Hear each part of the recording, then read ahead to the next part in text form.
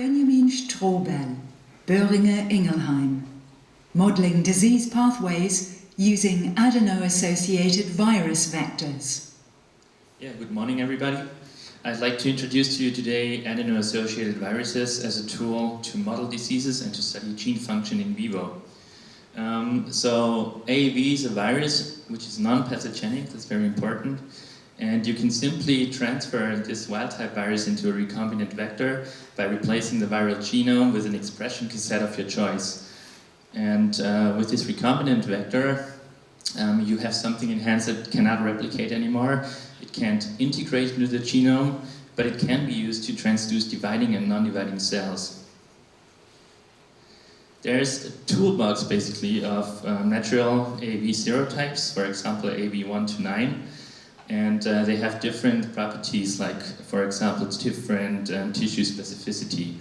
Moreover, people started to engineer AAV capsids to modify their specificity by, for example, introducing mutations, peptides, or affinity ligands into the capsid.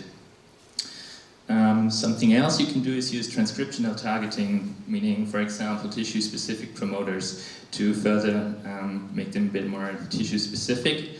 And if you use these tools, you can target different organs and cells and tissues, including the liver, the adipose tissue, the eye, and the lung. And I'd like to focus on the lung for probably a minute and introduce a disease called pulmonary fibrosis. So in pulmonary fibrosis, the lung is scarring due to the deposition of extracellular matrix. And it's a fatal disease, and it is known that TGF-beta1 is an inducer of this disease. So we were wondering whether we can just simply package the TGF-beta gene into an AAV vector and apply this vector to the lung of mice and thereby model pulmonary fibrosis in mice. And if we do that, you can see that TGF-beta is being expressed in a dose-dependent fashion.